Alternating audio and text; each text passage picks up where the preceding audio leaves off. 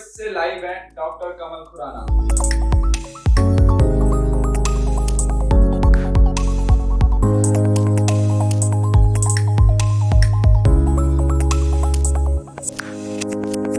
Doctor कमल Khurana sir, आपका स्वागत है हमारे इस पॉडकास्ट पे। थैंक यू, आपका भी। सर, आज आप हमारे साथ हैं। ये माहौल है पॉजिटिविटी, काफ़ी अच्छा लग रहा है मुझे। और जिस हिसाब से मैं आपके बारे में पढ़ा, रिसर्च किया हूँ, उस हिसाब से तो एक डर सा लग रहा है कि लाइक आपसे बात करो, आप कैसे बात करो, आप इस पोजीशन पे हैं और मैं आपके सामने तो कुछ भी नहीं हूँ फिलहाल। तो उस पर्पज़ से मैं आपसे बात करें, थोड़ा सा नर्वस और फील हो रहा है अंदर से।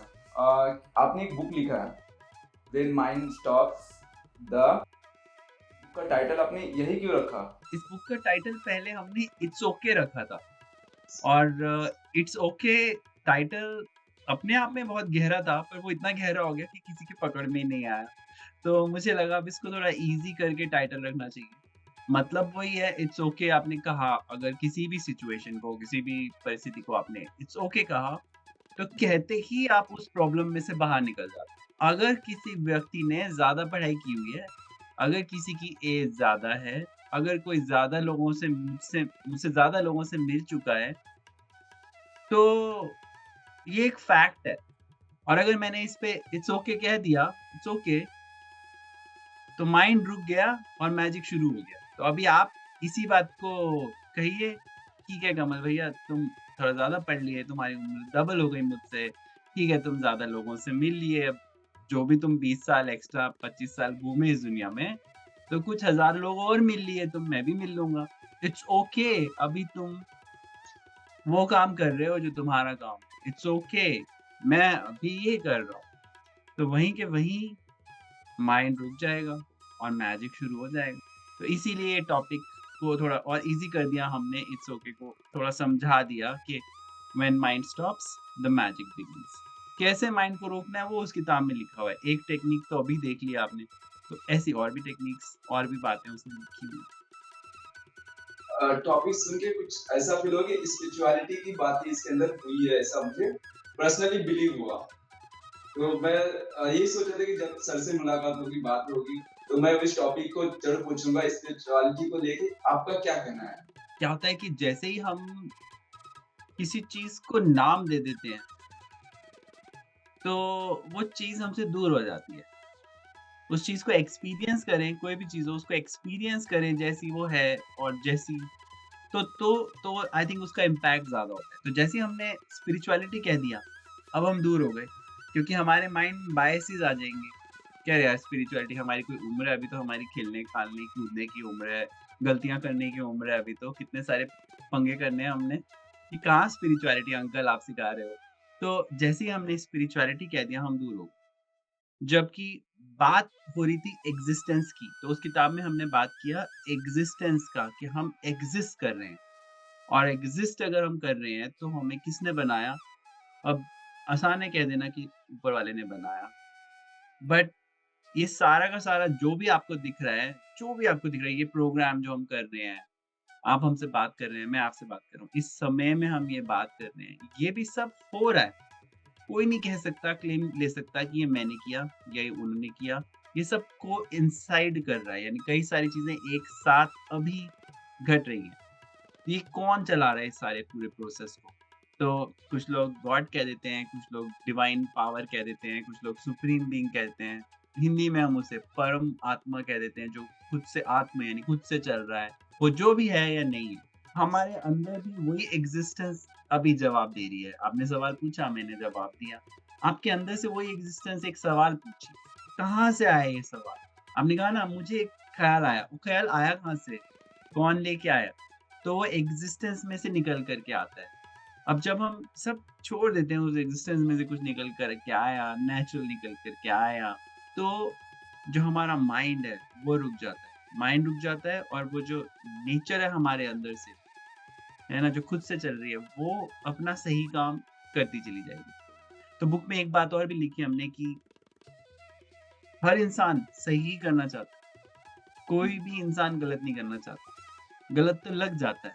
तो बात तो मैं सही करता हूँ, तो कोई भी गलत बात नहीं करता है, पर वो गलत लग जाती है ना? कोई भी सिचुएशन गलत नहीं होती है, वो गलत लग जाती है।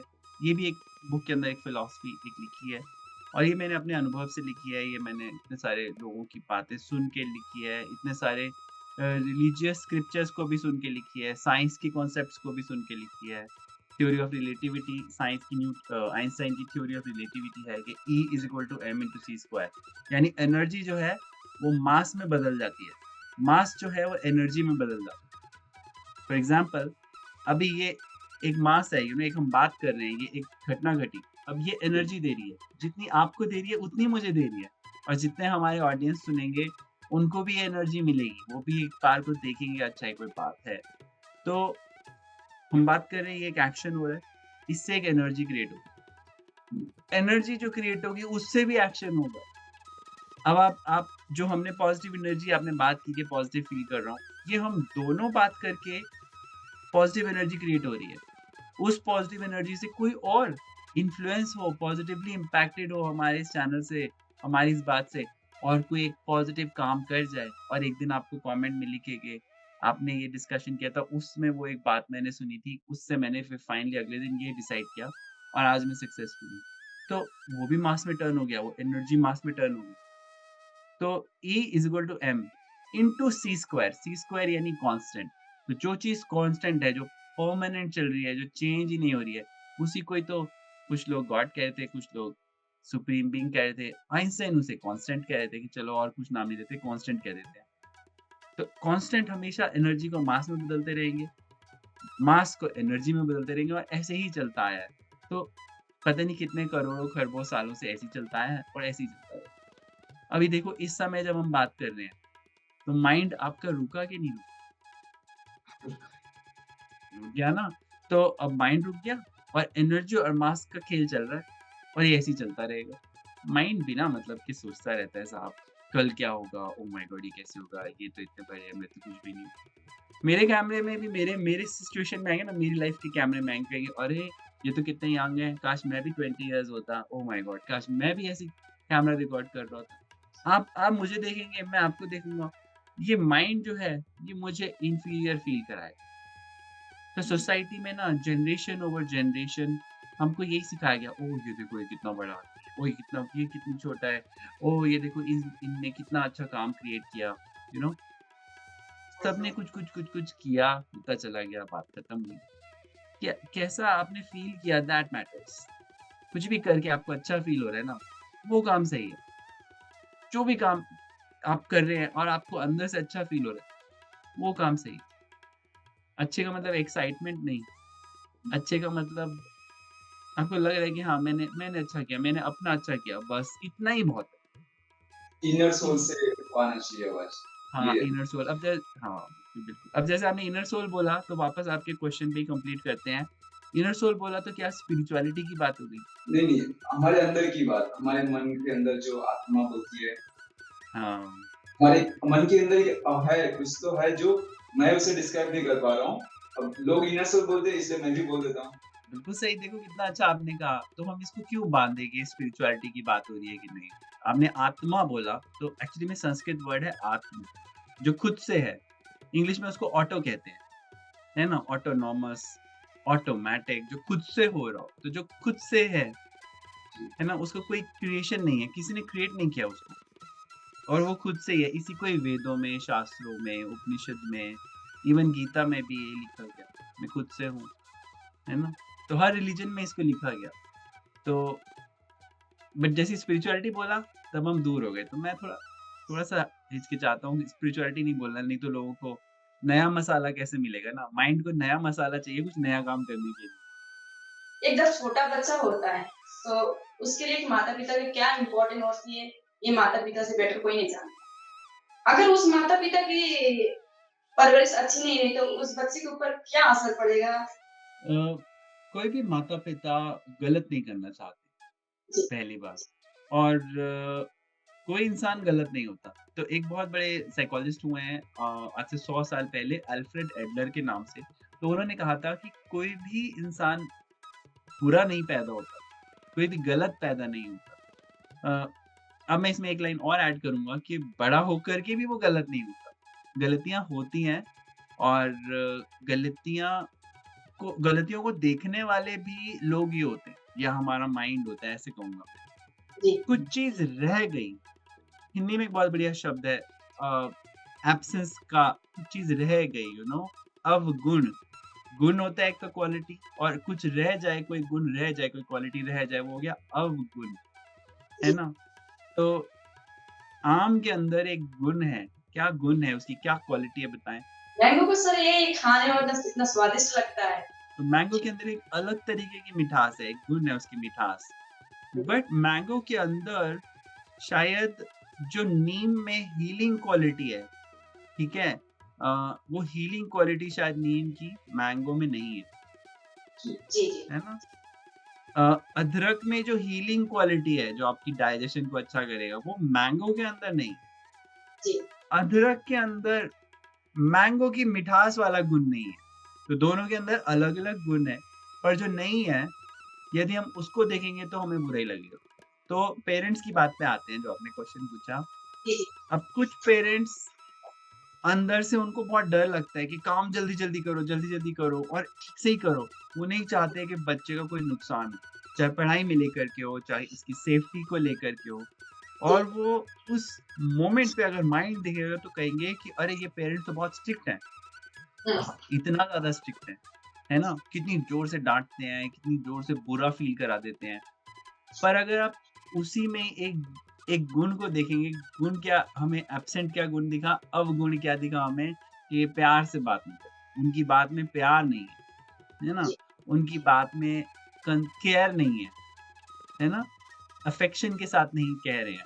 पर यदि गुण की बात करें, तो वही चीज़ डिसिप्लिन में बन गई। तो सपोज़ वो चाहते थे कि आप टाइम से उठो, टाइम से नहाओ, टाइम से स्कूल जाओ, टाइम से होमवर्क करो, तो डिसिप्लिन एक गुण उन्होंने दे दिया।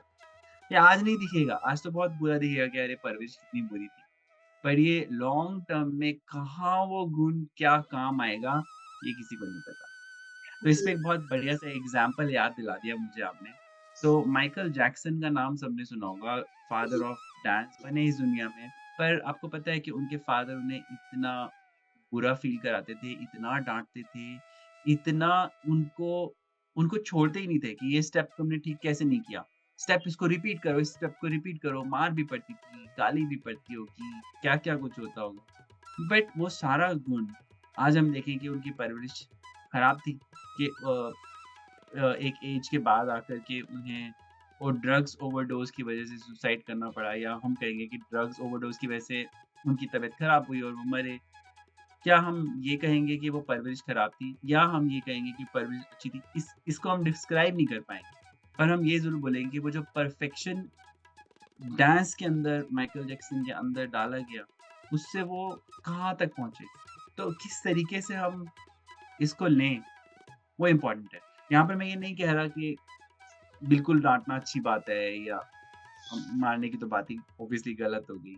पर ये बिल्कुल नहीं कह रहा मैं। हाँ, ये ज़रूर कहता हूँ कि किस तरीके से आप अच्छे तरीके से भी उन गुणों को आप दे सकते थे। शायद उससे सिचुएशन अलग होती। तो बच्चे पे असर क्या पड़ता है? अब एक तरफ को तो माइकल जैक्सन, अगर मैं एग्ज़ाम्पल लूँ, कि इस दुनिया में उनको नाम कमाना था, परफेक्शन लानी थी अपने डांस में, कुछ बन के दिखाना था, तो उसको हम एक फाइट की तरह भी ले सकते हैं, कि वो उनकी फाइट अपने फादर से थी। दूसरी तरफ को हम सक्सेस की तरफ भी ले देख सकते हैं ना, कि वो चीज़ उनकी कहाँ तक सक्सेस उनको बना के लाई। इमोशनली अगर हम देखें, तो क्या उनको डैमेज हुआ? बिल्कुल डैमेज हुआ, उन्हें इतनी ड्रग्स करनी पड़ी और भी कई सारे इल्ज़ाम उनके ऊपर लगे। बट अगर हम उसको परफेक्शन की तरह देखें, हम ऐसे देखें कि वो एक तरह से तराशे गए, एक एक एक शिल्पीकार है ना? वो तराश रहा है मूर्ति को, पत्थर में से मूर्ति को निकाल रहा है, अननीडेड पार्ट्स को काट-काट करके, और वो क्या मूर्ति बन के निकली, क्या एक स्कल्पचर बन के निकला। तो कैसे आप इस चीज़ को देखते हैं, ये बहुत मैटर करता है। माँ-बाप का जो हमारा डाँटना होता है, कई बार बच्चे दिमाग में इतने लोड लेते हैं कि वो बड़े बचपन में तो वो खेलते इधर-उधर में वो बात नहीं कर सकते, लेकिन बड़े होने के बाद वो बात दिमाग में इतना लेते हैं कि इतना लगता है उनको बड़े होने के बाद ऐसा फ़ील होता है कि हम अकेले हैं, हमें कोई नहीं समझता। तो आजकल की जो जनरेशन है, टीनेजर हम जैसे लोग, तो कैसे दूर करें? अलग-अलग हमारी लाइफ में लोग दिए जाते हैं, ठीक है? लोग आते हैं ऐसा कहूँगा। तो हमारे दोस्त आते हैं, हमारे भाई-बहन आते हैं, तो फ्रेंड्स एक ग्रुप हो गया, भाई-बहन एक ग्रुप हो गया, कुछ हमारे ऐसे टीचर्स होते हैं। अब ज़रूरी नहीं है कि स्कूल में मैथ्स टीचर आपको बहुत अच्छे से सुने-समझे, हो सकता है आपके वहाँ पे आर्ट टीचर हों कोई, वो ज़्यादा सुने-समझें। हो सकता है आपके साइंस टीचर थोड़ा सुने-समझें। तो आप बात करिए, अपने दोस्तों से उन दोस्तों से बात करिए जो आपको पॉज़िटिव थिंकिंग दें, जो आपको अच्छा फ़ील कराएँ, जो आपको पता है कि नहीं आपके माँ-बाप ने अगर आपको डाँटा तो उनको इरिटेशन होगी, उनको उनको क्या चाहिए, वो क्यों डाँट रहे हैं? एक पल को स्टॉप करके थोड़ा अंदर बात को समझें कि उनके डाँटने का ऑब्जेक्टिव क्या है। सो पेरेंट्स और बच्चे दोनों अच्छा ही करना चाहते हैं, कोई भी गलत नहीं करना चाहता। पेरेंट्स भी गलत नहीं करना चाहते, बच्चे भी गलत नहीं करना चाहते। पेरेंट्स को ज़िंदगी थोड़ी-सी ज़्यादा पता है, बट बच्चों को उस ज़िंदगी को जीना है। अब कैसे हम इसका बैलेंस बनाएँ, ये मैटर करता है। एज़ अ टीनेजर अगर आपको कहा जा रहा है कि जल्दी उठो, आपको कहा जा रहा है कि होमवर्क या स्कूल का काम या कॉलेज का काम जल्दी से करो या थोड़ा अच्छे से बात करो, तो उस मोमेंट पर आपको बुरा लगेगा। ये तो बड़ी ज़ाहिर-सी बात है। बट अगर ध्यान से देखें तो आपका जो माइंड है, उसको एक नई बात करने को कहा जा रहा है। माइंड मंकी की तरह होता है, मंकी को आपने ट्रेन करना है, तो आपके पेरेंट्स अगर कह रहे हैं कि सुबह क्यों नहीं उठते हो टाइम से तुम? तो आपको बुरा लगेगा। क्योंकि एक नई बात, एक चेंज आपको किया जा रहा है और चेंज करने में हमेशा रेजिस्टेंस आती है। तो कैसे उस मोमेंट पर आप उस बात को समझें, ये तो थोड़ा डिफ़िकल्ट होगा। बट थोड़ी देर के बाद, आधे घंटे के बाद, 1 घंटे के बाद अगर कोई ऐसी बात आपको कह दी गई है जो बहुत बुरी लग रही है, उस बात को अपने अच्छे दोस्तों से शेयर कर सकते हैं। उस बात को अपने सिबलिंग से, अपने भाई-बहन से शेयर कर सकते हैं और उन्हीं लोगों से बात करनी है जो आपको अच्छी सीख दें। उनसे बात नहीं करनी जो आपको आपके पेरेंट्स से अगेंस्ट कर दें। अब आप जब बात करेंगे आपका इमोशन बाहर निकल जाएगा, तो तब आप जो पूरा का पूरा इमोशनल स्टेट है वो बाहर निकल जाएगा, तब आप सुनने के लिए रेडी होंगे। तब वो दोस्त या आपके भाई-बहन या कोई ऐसा क्लोज़ जब आपको बताएँगे कि देखो अल्टीमेटली तो वो तुम्हारा अच्छा ही चाहते हैं ना, वो भी चाहते हैं कि तुम टाइम से उठो ताकि तुम इस डिसिप्लिन को लाइफ़ में यूज़ कर सको, अपने जो भी गोल्स हैं, जो भी तुम बनना चाहते हो doctor, engineer, painter, actor, cricketer या जो भी करना चाहते हो, सॉफ्टवेयर डेवलपर वो आप टाइम से डिलीवर कर पाओगे। ये जो दुनिया है यहाँ पर सर्वाइव करने में काफ़ी चैलेंज है। तो सर्वाइवल टू द फिटेस्ट एक स्टेटमेंट है। सर्वाइव आप तभी कर पाएँगे जब सारे के सारे नियम जो तरीके हैं इस दुनिया के उनको आप अप्लाई करें। अब आपके पेरेंट्स चाहेंगे कि आप वो सारे नियमों को सीख जाएँ। वो भी थोड़ी जल्दी कर जाते हैं। तो हमारा वीडियो अगर पेरेंट्स सुन रहे हैं उनके लिए मैं ये कहूँगा कि देखिए आपके बच्चे नए इस दुनिया में आ रहे हैं, वो यूज़्ड टू हो रहे हैं। तो बिल्कुल मैसेज देना आपकी रिस्पॉन्सिबिलिटी है। अच्छी बातें सिखाना आपकी रिस्पॉन्सिबिलिटी है। और मैंने देखो वर्ड यूज़ किया रिस्पॉन्सिबिलिटी। बट सही तरीके से एक दोस्त बनते हुए अगर आप उन बातों को सिखाएँगे, वो भी आपकी रिस्पॉन्सिबिलिटी है। अब मैं ये नहीं कहूँगा कि डिसिप्लिन इम्पोर्टेंट नहीं है, डिसिप्लिन बहुत इम्पोर्टेंट है। बट साथ में गलत शब्द कहना कि तुम पागल हो, तुम ज़िंदगी में कुछ नहीं कर पाओगे, इनको माइनस करके अपनी डिसिप्लिनिंग ज़रूर कीजिए। ज़रूर उसे बोलिए, "उठो, तुम्हें उठना पड़ेगा। देखो मैंने तुम्हारा बहुत पसंद का ब्रेकफ़ास्ट बना दिया है, पर अब ये नहीं चलेगा हमारे घर में। हमारे घर में सब के सब टाइम से उठते हैं, तुम्हें भी उठना पड़ेगा। ये गलत है, हम कोई काम नहीं कर रहे।" तो अलग-अलग टेक्निक्स आप यूज़ कर सकते हैं। आप विथड्रॉल ऑफ लव यूज़ कर सकते हैं। विथड्रॉल ऑफ लव को हम पनिशमेंट नहीं मानते। फॉर एग्ज़ाम्पल अगर आप बच्चे को बोलें कि अ, "देखो तुम अगर अभी नहीं उठे, तो फिर 2 घंटा हम तुमसे बात नहीं करेंगे।" 2 घंटा आप बात मत करिए, वो पनिशमेंट नहीं है, उससे बच्चे की सेल्फ एस्टीम पे कोई नेगेटिव इम्पैक्ट नहीं आएगा। आप बिल्कुल बात मत करिए। बच्चा आपको बुला रहा है, नहीं मान जाओ ना, बिल्कुल मत मानिए। और अगर कहीं घूमने जाना है, कोई ऐसा प्लान है, कुछ अच्छा करने का प्लान था, वो आप कह सकते हैं कि मैं वो नहीं करूँगी या मैं वो नहीं करूँगा अगर आप पेरेंट हैं। तो इसमें बच्चे को मौका मिलेगा कि वो भी आपके पास आए, वो भी आपसे नेगोशिएट करे, वो भी आपको सॉरी बोले। हो सकता है शायद वो एग्ज़ैक्टली सॉरी ना बोले, पर अपने तरीके से वो आपसे बात करने आए। तब आप समझा सकते हैं कि देखो मैं तुम्हारा अच्छा ही चाहता हूँ और ये चाहती हूँ, मुझे इस काम को इस तरीके से सिखाना मेरी रिस्पॉन्सिबिलिटी। तो वहाँ पर आप डिस्कशन कर सकते हैं, डायलॉग कर सकते हैं, पर बुरा फ़ील करा कर के नहीं। सीखना पड़ेगा और कुछ भी नया सीखना मुश्किल होता ही है। बट अच्छे तरीके से भी सिखाया जा सकता है। और बिल्कुल मैं आपके साथ हूँ, डिसिप्लिन करने में आसान काम नहीं है, डिसिप्लिन करना मुश्किल काम है। सो वापस आते हैं, एज़ अ टीनेजर अगर आपको कोई बात अच्छी नहीं लगी है, तो उस इमोशन को पेरेंट्स से भी शेयर कर सकते हैं, अपना पार्ट समझने के बाद कि हाँ, दोनों दोनों पक्ष सही हैं। मुझे जी, आज संडे है, आराम से उठना है, मैं टीनेजर हूँ, मुझे लगता है कि थोड़ा और सोना है, मुझे कई सारे काम करने होते हैं, रात को लेट उठना होता है, फ़ेसबुक करना होता है, इंस्टाग्राम करना होता है, मेरे भी कई सारे ऐसे शौक हैं जिसमें मेरे को टाइम लग जाता है सोने में और सुबह फिर हम लेट से उठते हैं। तो अपनी बात भी कहनी है, सामने वाले की बात भी समझनी है और एक सेंट्रल रूट नेगोशिएट करना है कि चलो 10 बजे नहीं तुम 9 बजे तक हम उठ जाएँगे। ज़रूरी नहीं है कि सारी बात तो हम ये कहते हैं कि सारी बात आप मान भी नहीं सकते और सारी बात माननी भी नहीं है और कोई बात छोड़नी भी नहीं है। बीच का रास्ता ढूँढना है। Thank you sir. I hope आप हमारी जो व्यूवर्स है उनको भी ये चीज़ समझ आ जाए। मुझे एक कंसेप्ट क्लियर करना था, लाइक इवोल्यूशन ऑफ ह्यूमंस जो है, इंसानियत का जो हम अब तक आए हैं, बहुत लोग मानने कि भगवान ने हमें बनाया। फिर ये है कि मंकी से हम बने हैं। तो क्या इसमें आपने जो रिसर्च ऑलरेडी किया होगा ऑफ कोर्स, तो आपके हिसाब से क्या है, लाइक साइंस जो बोल रहा है वही 100% साइंस, वही जो साइंस एविडेंस पे ही बात करता है, तो साइंस जो बोल रहा है वही सच है, या जो लोग थिंकिंग करते हैं कि नहीं गॉड ने बनाया हमें, तो लाइक सच क्या है इसमें, और आपका क्या कहना है इसमें? देखिए जो लोग नहीं भी मानते हैं कि कोई ऐसी पावर है, वो भी चाहते हैं कि हमें एविडेंस दो। तो डीप अगर आप समझें तो वो भी चाहते हैं कि हमें बताओ, वो भी चाहते हैं, वो भी मानना चाहते हैं कि हाँ, कोई ऐसी पावर है जो हमें नहीं पता। साइंस भी कभी भी उस डेप्थ तक नहीं जा पाएगी। तो साइंस में पहले उन्होंने मॉलिक्यूल्स देखे, एक माइक्रोस्कोप बनाया, मॉलिक्यूल्स दिखे उन्हें। मॉलिक्यूल्स के और अंदर गए तो उन्हें दिखा कि एटम्स हैं।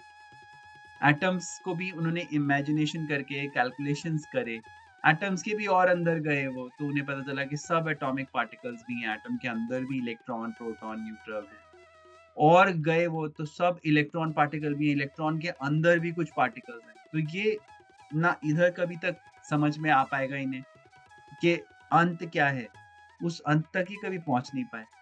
इसी तरह से बाहर वो यूनिवर्स को देखे तो दूरबीन बनाए बड़ी वाली, बाहर देखे कि स्टार्स हैं, प्लैनेट्स हैं, सोलर सिस्टम है। और आगे देखे तो उन्हें पता चला कि नहीं हमारी जो ये सोलर सिस्टम है इसके बियॉन्ड भी गैलेक्सी है, तो उसे आकाशगंगा या मिल्की वे गैलेक्सी बोला गया। अब उन्हें पता चलता है इस गैलेक्सी के बाहर भी कई सारी गैलेक्सीज़ हैं, है ना? तारामंडल कई सारे और हैं और यस। इसी तरह से और भी बहुत बड़ा यूनिवर्स है। आज वो रिसर्च करके कह रहे हैं और कैलकुलेशंस करके कि शायद इस यूनिवर्स के बाहर भी कई सारे यूनिवर्स हैं। अगर वो यूनिवर्स एक्सिस्ट कर रहा है तो कहीं तो एक्सिस्ट कर रहा होगा। तो अब ये भी कैलकुलेशंस की जा रही है कि उसके बाहर भी शायद कई सारे यूनिवर्स हैं। तो ना बाहर पूरा कभी समझ पाएँगे, ना अंदर कभी समझ पाएँगे, इलेक्ट्रॉन्स के अंदर भी सब इलेक्ट्रॉन पार्टिकल हैं। तो ये है क्या सब? तो तो जो भी है वो है और जो भी है वो होता चला जा रहा है और उस होते चले जाने को नानक ने हुक्म कहा। एक वर्ड उर्दू का वर्ड है हुक्म। गुरु नानक देव जी ने उन्हें उसे हुक्म कहा। यानी कि जो एक गवर्निंग प्रिंसिपल है जिसकी जिसका शासन चलता है और जिसकी वजह से ही एक बीज में से पौधा निकलता है और पेड़ बन जाता है और उस पेड़ में और फल लगते हैं और बीज आते हैं और पेड़ बन जाते हैं और जंगल के जंगल बन जाते हैं। जस्ट एक बीज के अंदर वो क्या क्या हुक्म दिया गया उसे। ऐसे ही हमारी बॉडी के अंदर हम खाना खाते हैं, हमारी स्किन बनती है उस खाने से। हम पानी पीते हैं, उससे भी हमारी स्किन बनती है, हमारी बॉडी चलती है, कितना सारे सिस्टम्स हैं अंदर। तो कोई क्लेम नहीं ले सकता कि ये मैं चला। तो साइंस ऑब्ज़र्व करती है, जो चीज़ें साइंस को समझ में आ जाती हैं साइंटिस्ट को, वो तो डॉक्यूमेंट कर देते हैं। पर जो चीज़ें समझ में नहीं आती, उस पे रिसर्चेज़ चलती जाती हैं, चलती जाती हैं, चलती जाती हैं। तो मेरा ऐसा मानना है, ऐसा मुझे लगता है कि ये रिसर्चेज़ कभी कंप्लीट नहीं हो पाएँगी। आज आर्टिफ़िशियल इंटेलिजेंस की बात हो रही है, आज रोबोटिक्स की बात हो रही है, रोबोट्स आ रहे हैं, आर्टिफ़िशियल इंटेलिजेंस बेस आ रहे हैं। फिर भी आई थिंक कब तक कब तक उस रिसर्चेस को ये लोग करते रहेंगे, बट कभी भी शायद उस एंड तक नहीं पहुंच पाएंगे। वो जो गवर्निंग प्रिंसिपल है इस दुनिया का, जिसकी जिसकी वजह से ये दुनिया चल रही है, उसे आप जैसे मैंने कहा गॉड कहें कि सुप्रीम बीइंग कहें कि यूनिवर्स कहें कि क्रिएटर कहें, जो भी है उसके नियम आपको सामने दिखेंगे ही दिखेंगे। तो इवॉल्व हो रहा है, कौन कर रहा है इवॉल्व, इसकी बात सोचें। इवॉल्व हो रहा है इसको देखें, और क्या प्रिंसिपल्स हैं, गवर्निंग प्रिंसिपल्स, जिनकी वजह से क्या फंडामेंटल्स हैं ऐसे, क्या फॉर्मूलाज हैं जिनकी वजह से वो ये सब चल रहा है ना। पेड़ पौधों को क्यों कार्बन डाइऑक्साइड चाहिए, क्यों हमें ऑक्सीजन चाहिए, हम बाहर सांस छोड़ते हैं, सारे एनिमल्स बाहर सांस छोड़ते हैं तो कार्बन छोड़ते हैं, और वो पेड़ पौधों को वो कार्बन चाहिए ताकि वो हमें ऑक्सीजन दे सकें। तो देखो आप, अब इसको आप गॉड का प्रिंसिपल कह दो, या उस क्रिएटर का प्रिंसिपल कह दो, या परमात्मा का प्रिंसिपल कह दो, या आप कह दो कि ये सब साथ में चल रहा है। ये साथ में चला कौन रहा है, कहाँ से ये अडेप्टेशन हो रही है, ये किसने प्रोग्रामिंग करी उस पेड़ के अंदर कि तुमको कार्बन डाइऑक्साइड चाहिए ना, तो तुम ऑक्सीजन दो। ये कोलैबोरेशन कहाँ से हो रही है, कहाँ से उस पेड़ के लिए बादल उड़ के आ रहे हैं और वहीं पर बारिश कर रहे हैं ताकि वो पेड़ पौधे उगें, वो ग्रो करें। तो ये सारा जो सिस्टम चल रहा है, इस सिस्टम के अंदर कोई एक ऐसी फिलॉसफी है, कोई ऐसी एक मैं कहूँगा प्रिंसिपल है, कोई फंडामेंटल है। अब उसको नाम देकर के भी क्या करें, पर ये सब चलता चला जा रहा है। इसे अडेप्टेशन कह दें, इवोल्यूशन कह दें, मैं तो इवोल्यूशन भी कह दूंगा। वो इवोल्यूशन कौन है, who is that evolution. But जो भी है, मुझे इतना पता है कि एनर्जी मास में बदलती है, मास एनर्जी में बदलती है। तो ये सारा का सारा एक प्रोग्रामिंग है जो चलता चला जा रहा है, और सब अच्छे के लिए चलता है। कुछ भी ऐसा नहीं है जो गलत हो, कुछ भी ऐसा नहीं है। सुनामी आता है, अर्थक्वेक आता है, हमको लगता है ओह इतने सब लोग मर गए, ये कितना बुरा हुआ, कितनी कैजुअलिटीज हुई। पर आप ये सोचिए कि कोई भी जानवर पाताल लोक के अंदर नहीं रहता, सबके सब अर्थ के ऊपर रहते हैं। अब हम लोग उसके अंदर रहेंगे, यू नो, हम लोग तो ग्रेव यार्ड के, हम अपनी कब्र के अंदर रह रहे हैं। ये कमरा आप देखें, इसके अंदर में कोई भी जानवर ऐसे नहीं रहा। अब अर्थक्वेक आएगा, बिल्डिंग के ऊपर इतने सारे फ्लोर्स रहते हैं बिल्डिंग, तो वही इंसान मरते हैं जो उस इतनी बड़ी बड़ी बिल्डिंग्स के अंदर रहते हैं। तो नेचर का एक तरीका है कि ओह तुमने डिसबैलेंस कर दिया, चलो अभी से खत्म करेंगे। नेचर गलत कहीं भी नहीं करती, कहीं भी गलत नहीं करती है। तो जैसा मैंने कहा कि होती हैं चीजें, होती चली जाती हैं, और सब सही के लिए ही होती हैं। वो सही क्या है, वो प्रिंसिपल ऑफ सही, यू नो, फंडामेंटल, वो ही, उसको आप गॉड कह लें, उसको इवोल्यूशन कह लें, उसको अडेप्टेशन कह लें, कुछ भी कह लें। सर अगर हम हिस्ट्री में जाएं तो हम देखते हैं जैसे गीजा पिरामिड जो इतना नायाब बना हुआ है, आजकल शायद वैसा बना भी नहीं है। तो क्या आप ये मानते हो कि हमारे जो पूर्वज थे वो हमसे ज्यादा डेवलप थे? बिल्कुल, सारे के सारे लोग, सारे के सारे लोग, सब ह्यूमंस मैं कहूँगा, और ह्यूमंस भी छोड़ो, मैं तो एनिमल्स की भी बात करूँगा, मैं इंसेक्ट्स की बात करूँगा। सब इंसेक्ट्स इतने इंटेलिजेंट हैं, सबके सब इंसेक्ट। जहाँ से अभी जैसे आपने डार्विन की बात की, थ्योरी ऑफ इवोल्यूशन की बात की, तो एल्गी जो होता है, काई जो होती है, वहाँ से शुरू हुई कहानी, ठीक है। वो प्लांट जो है वो लिविंग बीइंग में बदला, है ना। तो सिंगल सेल लिविंग बीइंग्स हुए, वो जब बदले, अब उसकी भी तो इंटेलिजेंस है ना। हम बात करें अपने पूर्वजों की, तो ऐसी रिसर्चेस पाई गई हैं, रामायण में भी वर्णन है पुष्पक विमान का कि वो प्लेन थे, और ये सच है। आज भी ऐसे कई सारे एविडेंसेस मिले हैं साइंस को कि 80,000 इयर्स अगो भी शायद एस्ट्रोनॉट्स होते थे। ऐसे कई सारे साइंसेस रिसर्चेस हैं। आज से 700 साल पहले, 700 इयर्स पहले भी कुछ एरोप्लेन्स थे, जबकि 100 साल पहले राइट ब्रदर्स ने एरोप्लेन्स का आविष्कार किया। बट हू नोज क्या-क्या कुछ था। तो हमेशा एवोल्यूशन के हिसाब से आए हैं लोग, जनरेशंस हुई हैं, तो क्या थ्योरीज हैं, आज हम वहाँ तक तो नहीं जा सकते। पर लाइफ जो है, जो फॉर्म है, उसके अंदर ही इंटेलिजेंस भर के भेजी गई है, भर के भेजी गई है इंटेलिजेंस। तो कैसे एक भालू जो होता है, पोलर बियर, वो या कोई भी नॉर्मल भालू भी, वो कितना खाना खाता है, वो 3-4 महीने में इतना खाना खा लेता है कि वापस जाके फिर अर्थ में कहीं जाके सो जाता है। हाइबरनेशन कहते हैं उसे, ताकि उसे बर्फ, ठंडी, गर्मी उसमें से बाहर नहीं निकलना पड़े, उसमें वो छुपा रहे। तो अब आप सोचिए, ये भी इंटेलिजेंस है। आप और मैं ऐसा कर सकते हैं क्या? क्या आप और मैं 2 महीने 3 महीने इतना खाना खा सकते हैं कि हम जाकर कहीं छुप के 6-7 महीने 8 महीने सो जाएँ? नहीं, पर उसको सर्वाइव करने के लिए वो इंटेलिजेंस दी गई। मंकी के अंदर ही इतनी इंटेलिजेंस थी, आप पूर्वजों तक मत जाइए कि वो अपने रास्ते ढूँढ लेता है, वो अपनी चीज़ों को खोज लेता है, वो अपने सॉल्यूशंस ढूँढ लेता है। तो इंटेलिजेंस भरी गई है, हर लिविंग बीइंग के अंदर भरी गई है। एक प्लांट के अंदर भी इंटेलिजेंस भरी गई है। एक छोटे से मनी प्लांट को भी अगर आप रास्ता नहीं देंगे ना, वो भी किसी ऐसी दीवार पर चिपकता-चिपकता अपना रास्ता ढूँढ लेगा। वो भी सर्वाइव करेगा। तो सर्वाइवल भेजा गया है, भरा गया है हर लिविंग बीइंग के अंदर। सर आपने एक बात कही अभी कि मनी प्लांट के बारे में, मनी प्लांट अपना रास्ता अपने बनाते जाता है। तो सर मैं कुछ आपकी लाइफ के बारे में पूछना चाहती हूँ। आप इस जर्नी तक कैसे पहुँचे? कुछ आपके बारे में बताइए। हाँ, देखिए बड़ी इंटरेस्टिंग बात आपने पूछ ली। तो मैंने भी अपना करियर इलेक्ट्रॉनिक्स से शुरू किया था। मुझे इलेक्ट्रॉनिक सर्किट्स बनाने में बड़ा मज़ा आता था कि कैसे ये एलईडी लाइट चले, कैसे ये डांसिंग एलईडी लाइट चले, कैसे उसमें से साउंड निकले, तो स्पीकर्स छोटे-छोटे लगा के तो अलग-अलग सर्किट्स बनाना मुझे बड़ा अच्छा लगता था। ये शौक शुरू हुआ था बचपन से, जैसे हर एक किसी बच्चों को होता है।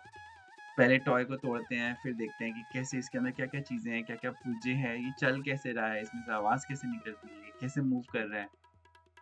तो वो जो क्वेस्ट थी वो मुझे इंजीनियरिंग तक पहुँचाई और इंजीनियरिंग के बाद मुझे अब मेरे फ़ादर का पहले बिज़नेस था इलेक्ट्रॉनिक्स का ही, तो उसमें मुझे लगता था कि सेल्स सबसे ज़्यादा इम्पोर्टेंट है।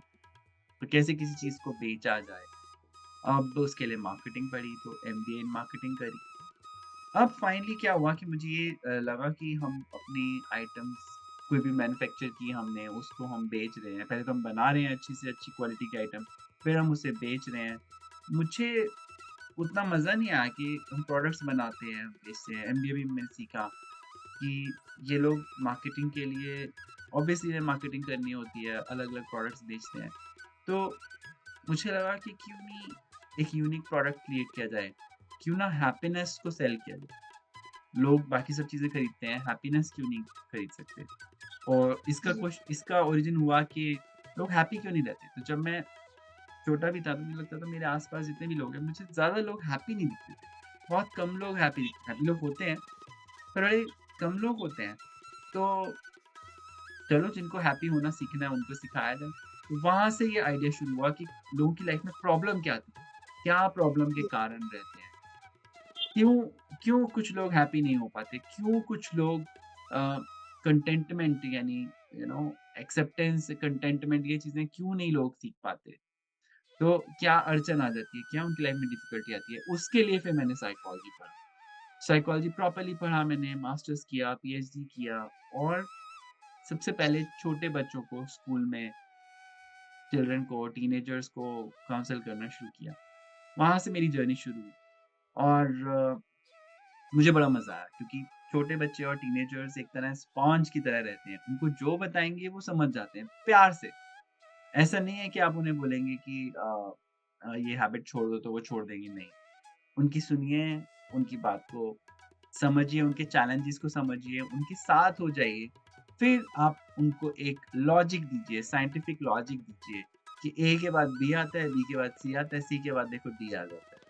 अब देखो हम सी, ए और टी बोलते हैं तो कैट बन जाता है। तो उनको बड़ा मज़ा जी। आता है लॉजिक्स को समझने में, कई लॉजिक्स उनको नहीं मिलते। उनसे जब मैंने सीखा, समझा तो मुझे लगा कि ये जो बड़े लोग हैं, ये भी इनके अंदर भी सबके अंदर एक बच्चा ही है। तो इनके अंदर जो बच्चा है उसको सुना नहीं गया, उसको साथ नहीं दिया गया, उनको समझा नहीं गया, उनकी प्रॉब्लम्स को नहीं जाना गया, उनको कहाँ अड़चन आ रही है उनका साथ नहीं दिया गया।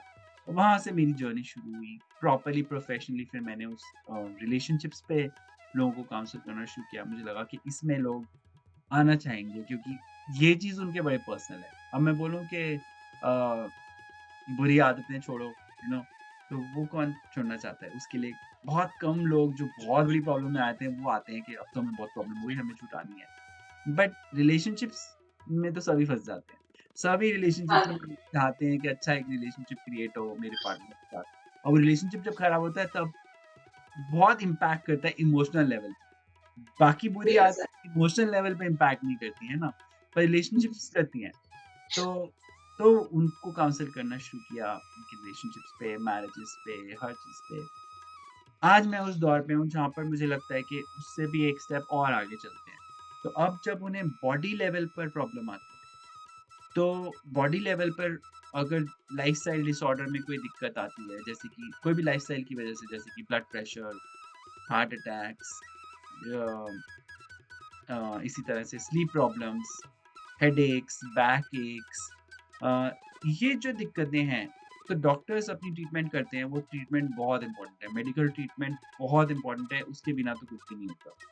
बट डॉक्टर साथ में ये कह देते हैं कि तुम्हारे को अपने स्ट्रेस पर भी काम करना होगा, तुम्हें जो ये लाइफ में बाकी चीज़ें हैं, उस पर भी काम करो। तो उस पर काम कैसे करो? तो डॉक्टर ने कह तो दिया कि आपका डायबिटीज़ कंट्रोल नहीं हो रहा, आपका ब्लड प्रेशर कंट्रोल नहीं हो रहा, ये ट्रीटमेंट लो, अपनी लाइफ़स्टाइल ईटिंग हैबिट्स ठीक करो। लोग करते हैं, फिर भी जब कभी कंट्रोल नहीं होता है, तो उसका लेना-देना आपके लाइफ़स्टाइल से होता है, यानी कि जीवन को जीने का के तरीके से होता है। तो उन्हीं तरीकों की वजह से आपके हैबिट्स पे इम्पैक्ट आते हैं। आपकी रिलेशनशिप्स कैसी हैं लोगों से, उससे भी आपकी लाइफ़स्टाइल पे फ़र्क पड़ता है। है ना? कहते नहीं, जी, आपने देखा होगा कभी हेडेक हो जाता है तो कभी-कभी लगता है आज बहुत सर दर्द हो गया, पता नहीं क्यों? आज इतनी मेरी बैक एक हो रहा है, आज मुझे कल रात को मैं सो नहीं पाया, सो नहीं पाई। क्या ऐसा क्या हुआ कि कल सो नहीं पाए? कोई भी जानवर को आप देखें आराम से सो जाते हैं। तो कोई भी कोई भी जानवर आप देखें उनको ब्लड प्रेशर प्रॉब्लम नहीं होते हैं, जो जंगल में रहते हैं। डायबिटीज़ प्रॉब्लम नहीं होती। जो जानवर ह्यूमन्स के साथ रहते हैं उनको हो जाते हैं। आजकल आप पेट्स को देखेंगे, किडनी प्रॉब्लम पेट को होती है, उनकी सर्जरी होती है। तो ह्यूमन के साथ रहे तो ईटिंग हैबिट भी खराब हो गई, ह्यूमन्स के साथ रहे तो घर में जो बाकी डाँट-डपट चल रही है, पेट्स को भी डाँट-डपटा जा रहा है, उन बेचारों को भी स्ट्रेस हो जाता है, उन बेचारों को भी आज किडनी जी, प्रॉब्लम, हार्ट प्रॉब्लम होती हैं। तो ऐसा क्या हुआ ये कल्चर में? तो योगा के प्रिंसिपल्स को यूज़ करते हुए, मेडिटेशन को यूज़ करते हुए, माइंड के साइकोलॉजी के प्रिंसिपल्स को यूज़ करते हुए, सोशियोलॉजी कैसे आप अपने अपने सपोर्ट सिस्टम बना के रखें, अपने दोस्त रखें, अपने पेरेंट्स के साथ अच्छा रिलेशनशिप रखें, कैसे आप अपने सपोर्ट सिस्टम को अच्छा रखें, उस चीज़ों से भी ऐसी रिसर्चेज़ में देखा गया है कि आपके मेडिकल हेल्थ पर भी आप इम्पैक्ट, आपकी हेल्थ पर भी इम्पैक्ट आता है, पॉजिटिव इम्पैक्ट आता है। तो अब मेरी जो रिसर्च है, अब जो मेरा काम है, वो उस दिशा में थोड़ा ज़्यादा चला जा रहा है। ऑब्वियसली उसके अंदर स्ट्रेस मैनेजमेंट, रिलेशनशिप, ये सब चीज़ें भी आएँगी, बट योगा प्रिंसिपल्स भी हैं और ईटिंग हैबिट्स भी हैं, कैसे आप अपनी लाइफ़स्टाइल को ओवरऑल ठीक करें, ताकि आपको वहाँ पर भी बेनिफिट हो। तो मेडिकल ट्रीटमेंट जो भी चीज़ों का ले रहे हैं, किसी को होता है, उसमें इन एरियाज़ पर भी काम करते हुए वहाँ बेटर हो। अब मेरी जर्नी यहाँ तक थी। मैं आपकी वीडियोस देख रही थी। उसमें एक वीडियो से ऐसा ऐसा था, जब जागो तब सवेरा। इसका मतलब क्या है? गलतियाँ कोई करता नहीं है। जी, गलती होती है, ऐसा लगता है कि ओह! ये मेरा डिसीज़न गलत हो गया। जी, बट सब कुछ ग्रोथ के लिए हो रहा होता है। तो अगर करियर में कोई गलती हुई है, अगर रिलेशनशिप में कोई गलती हुई है, अगर हेल्थ में कोई गलती हुई है, अ, किसी भी चीज़ में कोई गलती हुई है, तो वो आज हम स्टेज पे खड़े होकर के कहते हैं ना कि वो गलती हो गई। तो ठीक है, 100 बार 100 दिन मैंने कुछ ऐसा किया जो मुझे नहीं पता था, ठीक है? आज 101वाँ दिन है, 101th डे है आज। आज मुझे समझ में आया कि आई थिंक वो गलत था, तो आज मैं इसको ऐसे कर देता हूँ या ऐसे कर देती हूँ, तो आज भी वो चीज़ ठीक हो गई। तो जब मैं देख पाऊँ, तो उसको देखने को, समझ पाऊँ, समझने को जागना कहा गया। एंड अगर आज समझ गया या आज समझ गई, तो आज का भी दिन मेरे पास है ना, तो आज का पूरा दिन मेरे पास है, तो सवेरा हुआ है अभी पूरे दिन के लिए, यानी कि मेरी जो लाइफ़ है उसके लिए आज मुझे ये बात समझ में आ गई। पहले मुझे नहीं पता थी, तो इसको ऐसे कहते हैं हम कि अगर पता होती, तो ऐसा नहीं होता। क्योंकि नहीं पता थी, तो ऐसा हुआ। जैसे ही हमने ये कहा, तो हमारा माइंड स्टॉप हो जाएगा, है ना? जी, तो अगर पता होती, तो थोड़ी ना मैं वो करती। क्योंकि नहीं पता थी, तो वो हुआ। मैंने नहीं किया, मुझसे हुआ। तो अपने ऊपर ब्लेम नहीं लेना। मैंने जी, नहीं किया, हाँ, मुझसे हुआ है, अकाउंटेबिलिटी मेरी है, उसकी कॉन्सिक्वेंस भी मुझे ही मिली, पर मुझे पता नहीं था। तो आज पता चल गया, तो आज से ही कर दो। और अब तो पूरा दिन है आपके पास, सवेरा हुआ है अभी तो।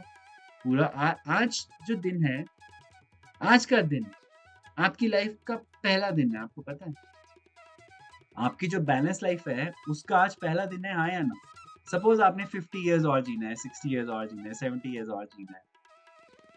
तो वो 70 इयर्स की लाइफ आज से शुरू होती है, येस और नो? Yes. और आज उसका पहला दिन है। तो आज जितनी चीज़ें समझ गए हैं, उसके हिसाब से आप नेक्स्ट 70 इयर्स अच्छी कीजिए। कल फिर गलती करके आ जाना, कल फिर मैं बोलूँगा कि हाँ, ये गलत हुआ, आपने नहीं किया, आपसे हुआ, आओ चलो ठीक करें।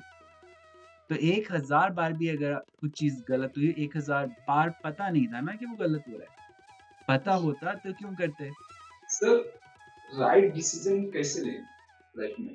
डिसीजंस होते हैं, डिसीजंस हम लेते नहीं हैं। डिसीजंस होते हैं उस सिचुएशन में, उस पर्सन के साथ या खुद के साथ जो जो पलड़ा भारी होता है, यानी जिस तरफ तो डिसीजन ए लेना है या डिसीजन बी लेना है। अगर बी के बेनिफिट मेरे लिए मेरी सिचुएशन में ज़्यादा है, तो सबकॉन्शियस माइंड में, अवचेतन मन में, ना चाहते हुए भी मेरा डिसीजन उस तरफ चला ही जाएगा, चाहे कोई मुझे कितना मर्ज़ी समझा ले, क्योंकि मेरी सिचुएशन के हिसाब से बी फिट बैठता है। अब डिसीजन मैंने लिया तो उसके कॉन्सिक्वेंस भी हैं, उसके परिणाम भी हैं। वो परिणाम मुझे टेस्टफुल लगें या डिसटेस्टफुल लगें, शायद अच्छे ना लगें, भाए ना मुझे, है ना? या मुझे भाएँ। दोनों केसेस के अंदर डिसीजन तो इस तरफ ही जाना है।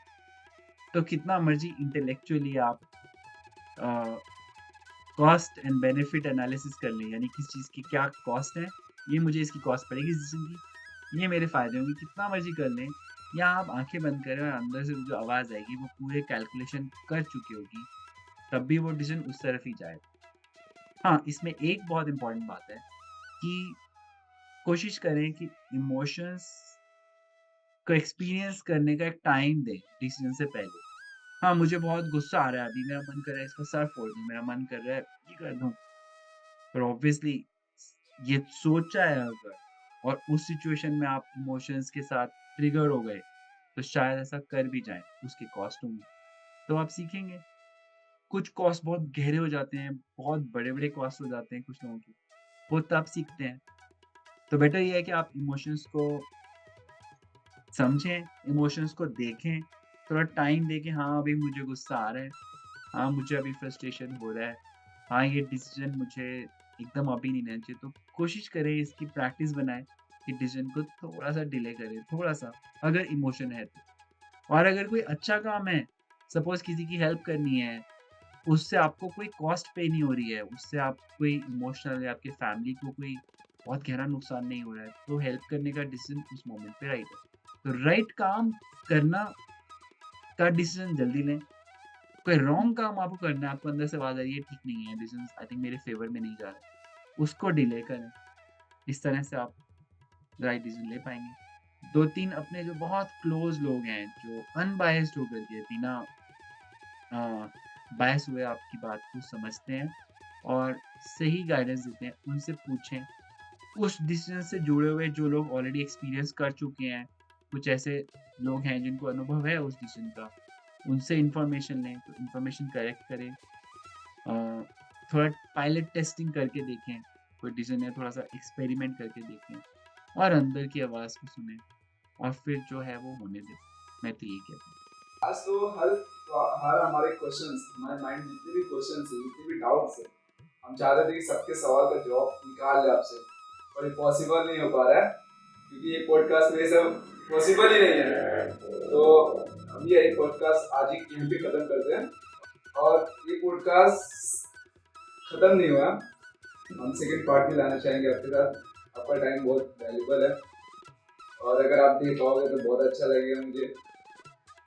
और आप हमारी ऑडियंस के लिए मैं आप सबके लिए यही कहना चाहूँगा कि लाइफ इस मोमेंट में है, और ये प्लानिंग करना और ये कैलकुलेशंस करना और सोचना कि कल ये हो जाए, वो हो जाए, और ये सोचना या फिर कि कल ये था, मेरी लाइफ में इतना सब सही था, ये सब क्या हो गया मेरे साथ? तो खुद को हताशा से हटाते हुए अभी के मोमेंट में आप क्या कर सकते हैं? अभी का मोमेंट आपके लिए गिफ्ट है। तो इसको कहते हैं हम present is a gift for you know present है अभी आपके लिए और अभी आप सब कुछ ठीक कर सकते हैं। तो अंदर अच्छा सोचिए, अपने बारे में अच्छा सोचिए, सिचुएशन के अंदर अच्छा देखिए कि अच्छा क्या है, क्या स्कोप है और जो करना चाहते हैं वो अच्छा वो अभी किया जा सकता है। अगर किसी को सॉरी कहना है, अभी जा कर के सॉरी कह दीजिए। किसी को थैंक यू कहना है, अभी जाके थैंक यू कहिए। किसी को रिक्वेस्ट करना है, अभी जा कर के प्लीज़ रिक्वेस्ट वहाँ पर जाके करिए। ये मत सोचिए कि वो आपकी रिक्वेस्ट एक्सेप्ट होगी या नहीं होगी। अपना जा कर के काम कीजिए। कुछ नया सीखना है, अभी सीखिए। जाइए जाके बुक कीजिए उस चीज़ को, उस कोर्स को बुक करिए, उस एक्शन को लीजिए जो अभी करना है। Sir thank you so much. आपसे मिलकर मुझे बहुत अच्छा लगा, बहुत कुछ सीखने को मिला। अलग-अलग तरीके से हमने बात की। आई होप हमारे जो व्यूअर्स है उनको भी काफ़ी चीज़ सीखने को मिला होगा, उम्मीद करती हूँ। आई होप सर दोबारा फिर आपसे मिलने की इच्छा ज़रूर रखूँगी। अगर ऐसा चांस मिला तो आपसे ज़रूर मैं मिलूँगी। तो थैंक यू सो मच। हमारे लिए आपने इतना कीमती समय दिया। आपका बहुत-बहुत धन्यवाद। थैंक यू, आपका भी धन्यवाद। मुझे भी बहुत अच्छा लगा। Thank you.